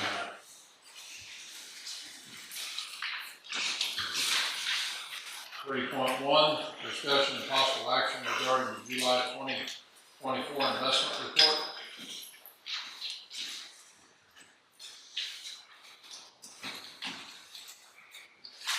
A motion to approve. Any discussion? All in favor? Aye. 4.0? No. 4.1? No. City manager's operational report. All right, we get it. Good evening, Mayor and Council. Just a few brief comments. We wanted to report to you, Ladder 1 is currently in Colleen at Sid and Sarton, going through the assessment. And as per Council's directive, through the budget process, the goal was to extend the useful life of the apparatus, saving replacement, while saving for replacement over the next 5 to 7 years. Rehab is expected to take up to 6 months. It could very well be done sooner than that. LAFTA, just wanted to report to you on September 14th, 6 new sculptures were placed at Campbell Park Sculpture Garden. This was done in coordination with LAFTA volunteers, artists, and support from the Parks Department. Also wanted to take the opportunity to remind you about the Boots and Blazers event on October 12th. And you can get your tickets at LAFTA.org or at Hodges and Sargent Pharmacy. Fencing, while you're on your way to Boots and Blazers, take a look at the new fencing that's been put up there at the corner of North and Live Oak. This is adjacent to the Hannah Springs parking area. This fencing was put in as a condition of the acquisition of that property, which has long been seen as a need for additional parking. We do want to give a shout out to EcoFlex, generously donated the materials and installation for the fence, and it will serve as a sound and light barrier between future parking lot and development to the south. Community luncheon, the date for that has been set according to Chief Cummings and Chief Adams for December 2nd. This is an opportunity not only for fellowship, but also for the toy drive and collection of items and donations for the Christmas toy distribution. Ryan, Chief Adams, have also been working with state and federal sources regarding disaster reimbursement as a result of localized flooding. I believe that was in the month of May. We did receive some damage to Engine 1 as a result of the deployment for swiftwater rescue, as well as needed repairs to East Avenue H culvert and drainage. The engine reimbursement is probably only going to be about on the order of $5,700 to $6,700. The rest of that will go towards Avenue H. And then just wanted to remind you, Barbecue for Books will be held on October 21st. Make sure you get your tickets from any foundation board member, Lampasas Library, or Hodges and Sargent Pharmacy. And if you have 6 or more orders from your business or location, delivery is available. Any questions? Thank you.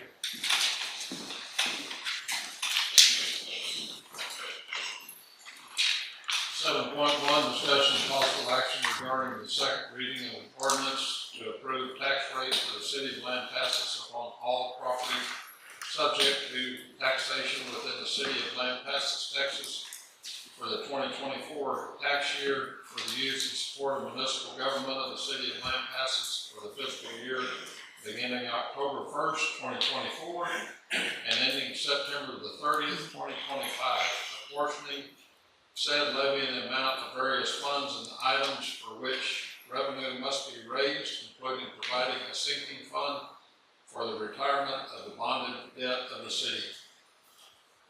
Good evening, Mayor and Council. This is the second reading of the ordinance to officially adopt the budget for fiscal year 24-25, and it does need to be a roll call vote.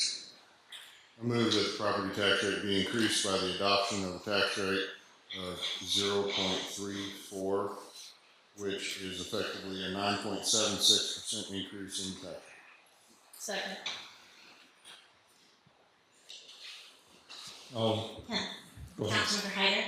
Aye. Councilmember Price. Aye. Mayor Pierce. Aye. Councilmember Hernandez. Aye. Councilmember Haney. And Councilmember Keel. Aye.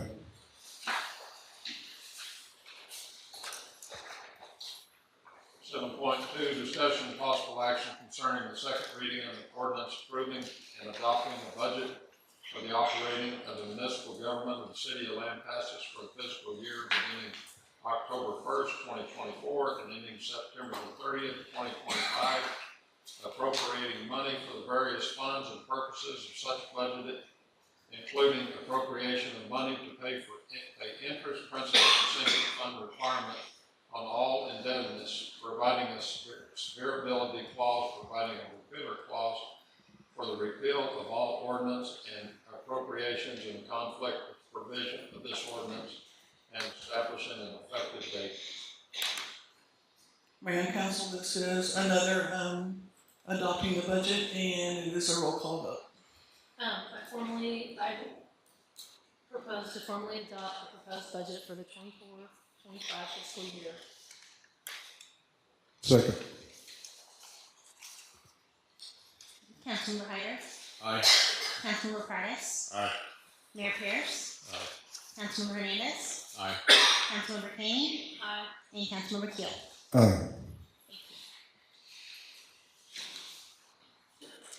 Discussion and possible actions concerning the audit engagement letter for the city of Lampasas, fiscal year 2023-2024 with Singleton Clark and Company.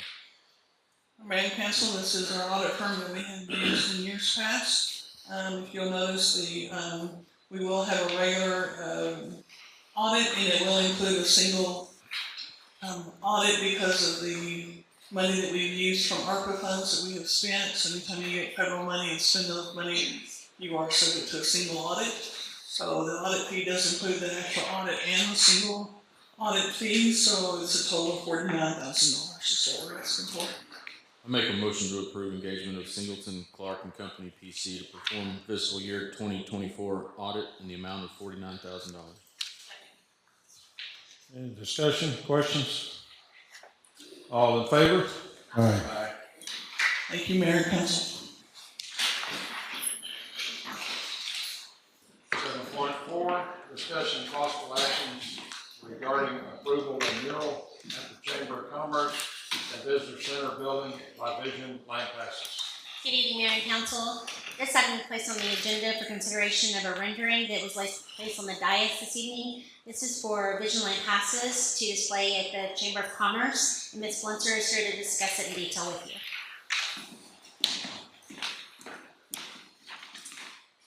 I really feel like I should have a seat up there. This is my 15th time to come before the council, and I really appreciate your interest. This one is going to be a little bit different. It's going to be on the front of the Chamber of Commerce, and we have had several different meetings trying to bring in drawings and pictures of things that are happening in our community. And so it's going to be really different. You have a picture with you, and if you haven't undecided.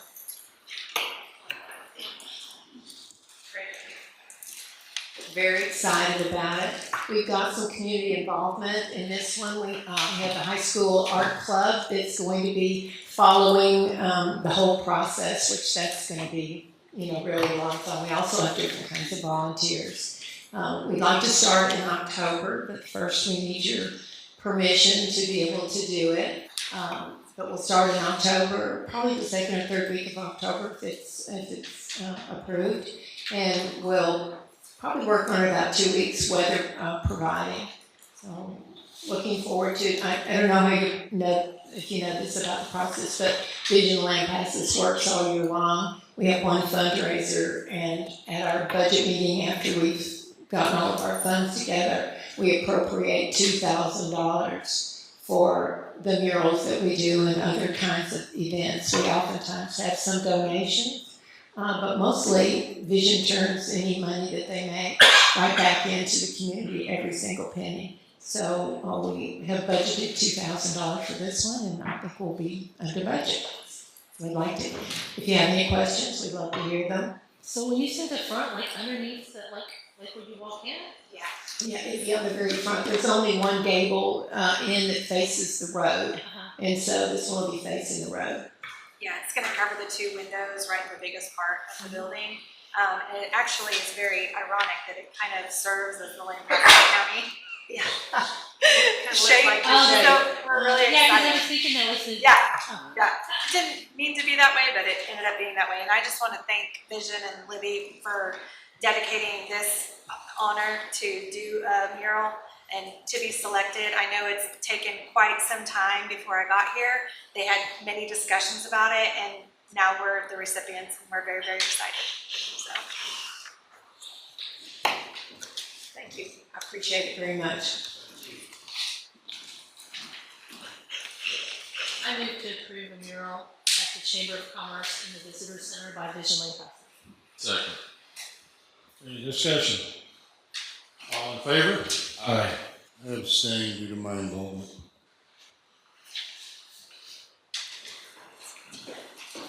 Seven point five, discussion of possible action regarding modification of the composition of the golf board advisory board.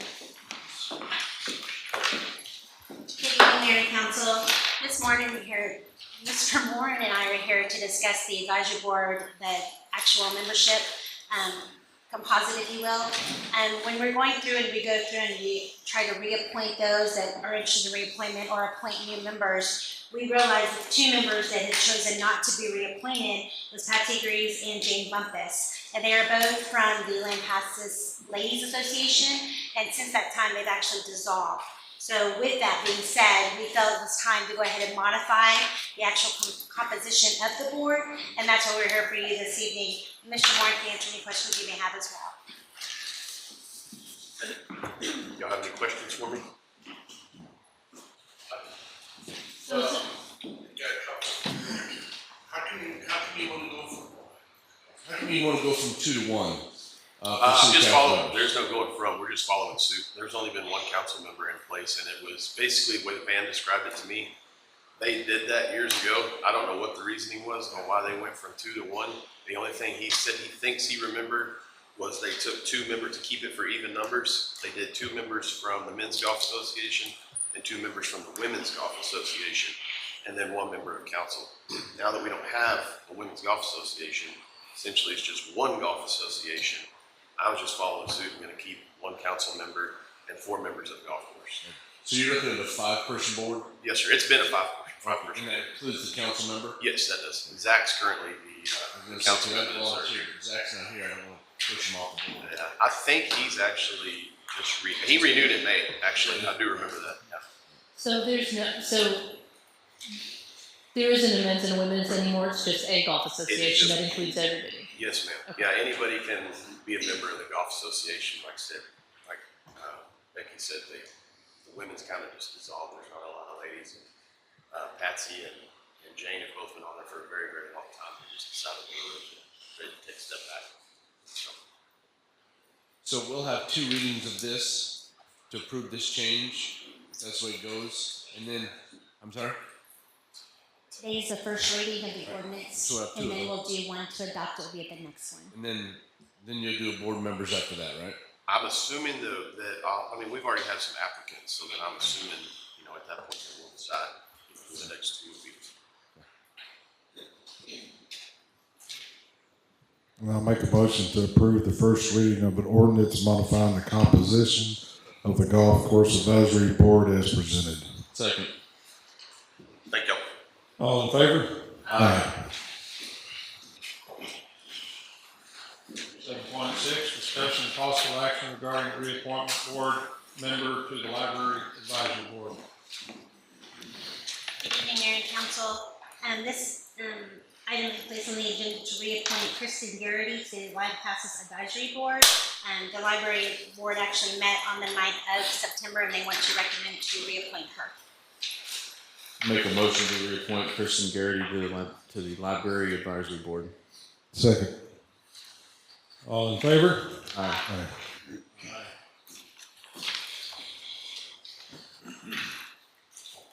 7.7, discussion and possible action regarding the reappointment and appointment of board members to the Planning Commission.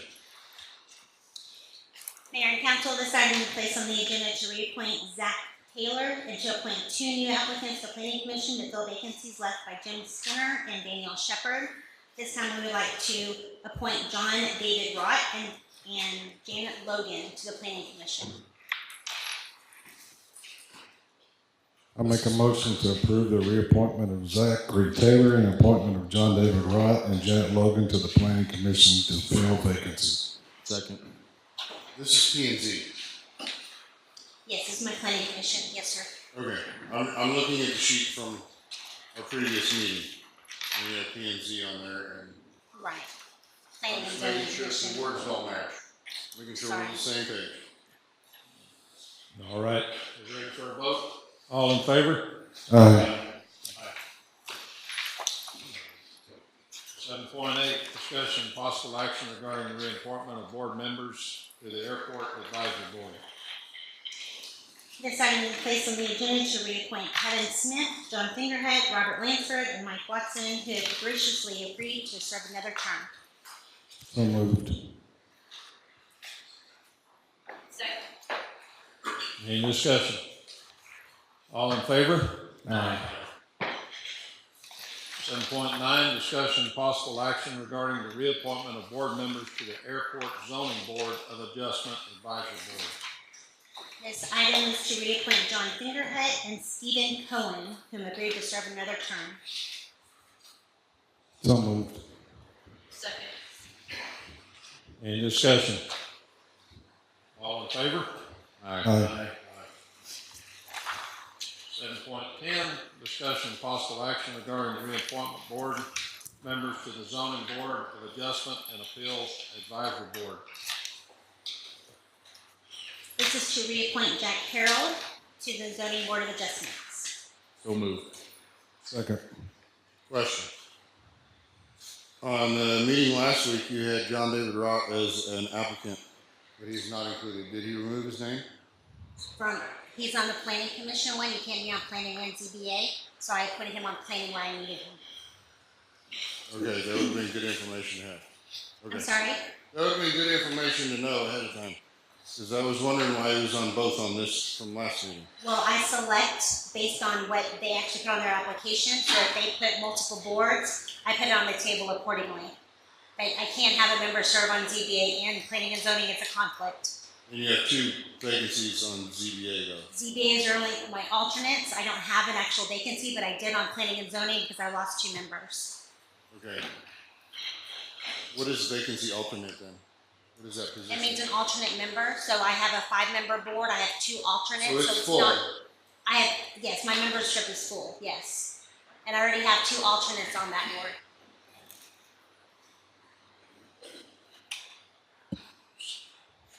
All right. All in favor? Aye.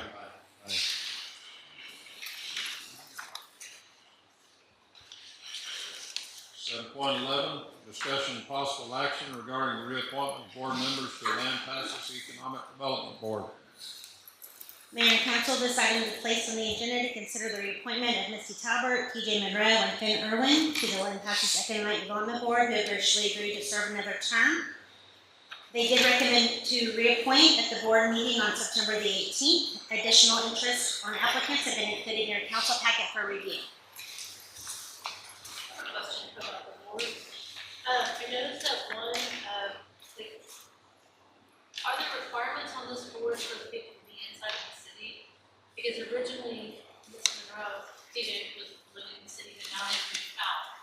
And so it's the Lampasas Economic Development.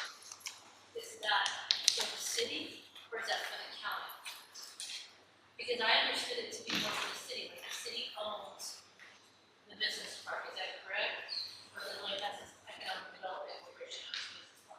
The requirements of it is each director shall be a resident of the city and or county, it's like by state law. So it's not just city limits. It's making There's a sure county as population well. threshold that if you're below a certain population, I don't have that off the top of my head. I believe it's 20,000 in the city. If it's below that, you can also take applicants from the county.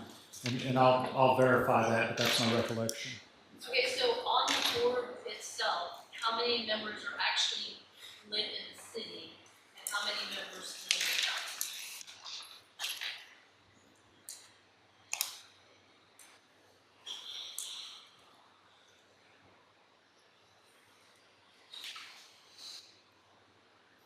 I have 4 members currently in the city.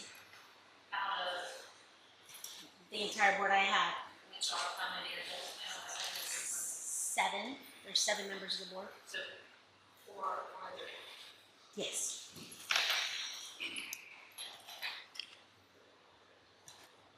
So, how are we going to review all these candidates? Because I don't think we should just rubber stamp and move on. So, I'm of the opinion I would like some more time to review this, and I would prefer to table this item until another meeting, especially when we have a full board.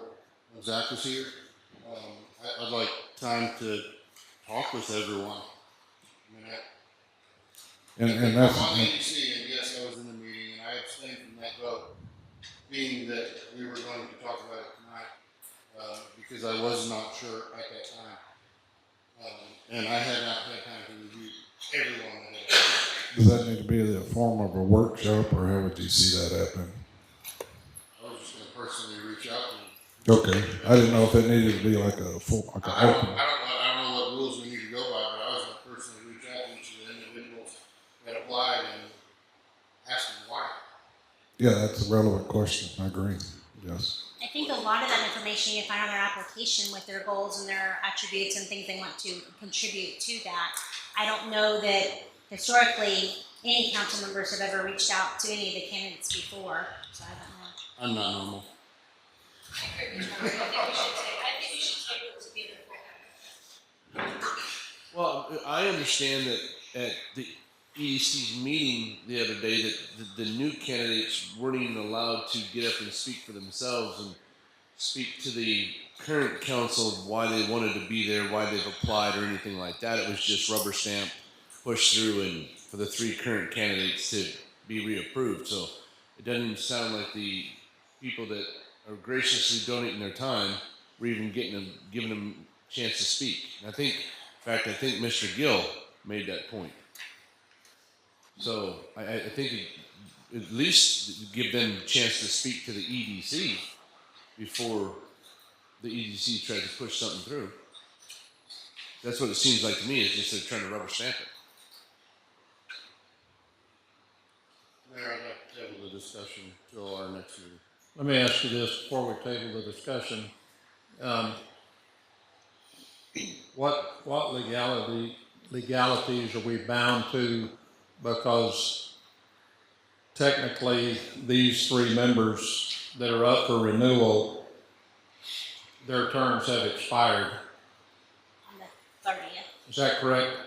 They will expire at the end of the month, yes, sir. They will, and so by the time we get around to the next meeting, their term will expire and they will not necessarily have an entity. Is that correct?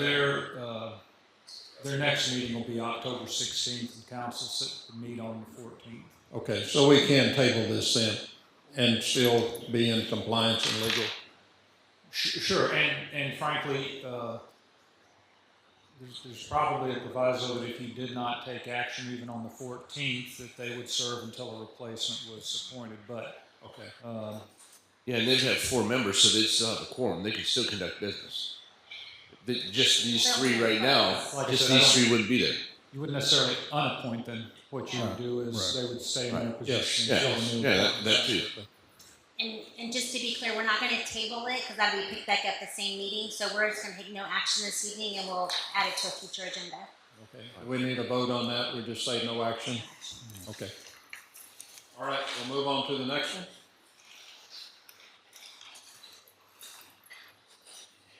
7.12, discussion and possible action regarding street closure from Live Oak the baton on October the 5th, 2024 for Love Thy Neighbor Festival.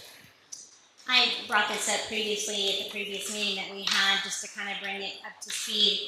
We've gotten a little further in our planning and we have some vendors identified. I have reached out to the Judge Hoyer for the bandstand. We have finalized some of the other entertainment for that day. Right now, we're just asking that we go ahead and close 3rd Street from Live Oak to Pecan, and I have secured that with the police department as well. I move to approve the closing of 3rd Street from Pecan Street to Live Oak from 9 a.m. to 9 p.m. for Love Thy Neighbor Street Festival on October 5th, 2024. Second. Any discussion? All in favor? Aye. Thank you. Discussion and possible action regarding swimming in Sulphur Creek with specific boundaries and proper signage as recommended by the City of Lampasas Park Board. Mayor and council, as a follow-up to our discussion during the workshop, I'd like to seek your direction on the next steps you'd like me to take. I'll make a motion to direct staff to move forward with securing designated area signage and updated ordinance with guidance from TML Risk Pool to allow swimming in Sulphur Creek at WM Brook Park, or the alternative. No, I'll just leave it there. We'll just direct you to do that. Yes. We don't need the alternative. No. Second. I am concerned. Okay. I'm concerned about the golf course. I don't think that needs to be touched. I think we need to make sure that even though it is city property all around that creek, I understand the state, if there's somebody's floating down that creek, they can be in that creek, but I don't think we need to allow any swimming from the golf course. I don't think that I would encourage it, but again, we can't stop it. Legally, we can't stop them from floating down that creek in a boat through the golf course. No, we can't stop them from floating down the creek, but they can't get in from the golf course, and so I think that the ordinance that I saw from Jack Calvert, when he put it in, it was specifically about the golf course. I think that one needs to be left alone. Yes, I agree. But just keep in mind that there's several people on, it would be the west side of the Sulphur Creek that are private property owners. If they let somebody access that creek from their property. But that's the creek. You said legally we can't do anything. Right. Fine, that's the creek, but that ordinance doesn't address floating down the creek. It addresses getting into it from the golf course. From the golf course itself, correct. And this doesn't change the ordinance, it just changes your guideline on putting up signage, is that? We would probably need to amend the ordinance. Yes. You need to rescind conflicting ordinances. Yes. So we're not doing that today, we're just advising you to seek guidance from TML about signage, so on and so forth. Correct. Anybody else? All in favor? Aye. Thank y'all. Thank you. At this time, need to get a motion to adjourn into executive session. So moved. Second. The City Council of the City of Lampasas will meet in closed executive session pursuant to the Texas Government Code, Chapter 551 as follows. Section 551, Personnel Matters, to deliberate the appointment, employment, evaluation, reassignment duties of the city manager and other personnel managers as allowed by the Texas Government Code 551. Section 551 related to the authority of public power utilities government bodies to deliberate regarding competitive matters, utilities. We will adjourn to executive session. Adjourn executive session and reconvene into regular session. So moved. Second. All in favor? Aye. And discussion and possible action concerning items posted and discussed by council in executive session. I don't think there was anything coming out. So, motion to adjourn. Second.